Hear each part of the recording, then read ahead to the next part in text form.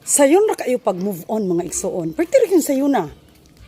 Irampa ang imong pagkagwapa o kalimti ang imong pagkatanga. No? Unsa may itong buhaton? Magpasalon, magpagwapa. Take care of yourself. Number 1 is love yourself. Higugmaon nato ang kaugalingon. No? Para mahigugma po tas atong si katao. Kaluyan na ito atong kaugalingon, atong respeto ng atong kaugalingon. No? Maura gina kung napasakitan ka, no, kinsa may pasakiti mo, imo habang partner, imo habang higala, imo po na imong pagkatanga, no? Irampa ug unsay inaani mo, no? And be beautiful. Karon moingon mo na ako, unsa may ako ipasalon nga ma? Kuan man ko madam. Wala ko usang kwarta. Ay mag-workout ka. Mag-workout unsa pa imong buhaton din ha nga malipay ka, no? Kanang do your hobby, kanang unsa may maayo kang muluto or ganahan ka magluto, pag-research unsay makapa kuan nimo, kanang mag-garden pa ka, daghan kaayo nga paagi nga makahimo ka nga magwapa ka, mahappy ka, daghan kayong solusyon instead of sige ka og punay og huna-huna sa mga butang nga di jud masolusyonan, kundi puro lang kasakit ang mahatag sa imuhang life, no?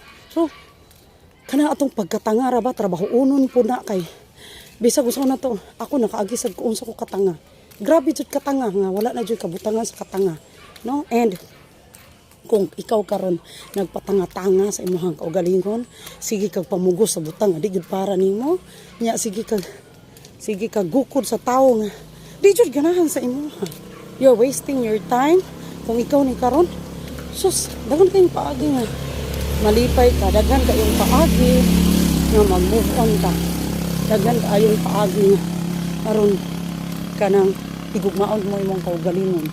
Pero pagbantay sa imong paghigugma sa imong kaugalingon igsuon kay basin og imuha na lang pong kaugalingon permit imong gihunahuna og ang nahitabo mawad-an na noon ka sa imuhang pagkatao kay ang imuhang responsibilidad kung isa ka kainahan, usa ka single mom, usa ka estudyante, usa ka anak, naara ba gitay mga responsibilidad. So i-take note yun na nato kay importante kay na siya nga atong tagaan ug pagtagad nga sa atong pagpunay og hunahuna sa atong kaugalingon di na pud di pud ta malimot sa atong obligasyon, and that is very very much important. So dapat ang tinggitaan really magbinantayon kita. Stay beautiful and happy Sunday everyone. Thank you sa inyong support. Do not forget to follow and subscribe my channel. Thank you. Thank you for watching. Que sira-sira, Hakuna Matata. Vlog lang. To God be the glory.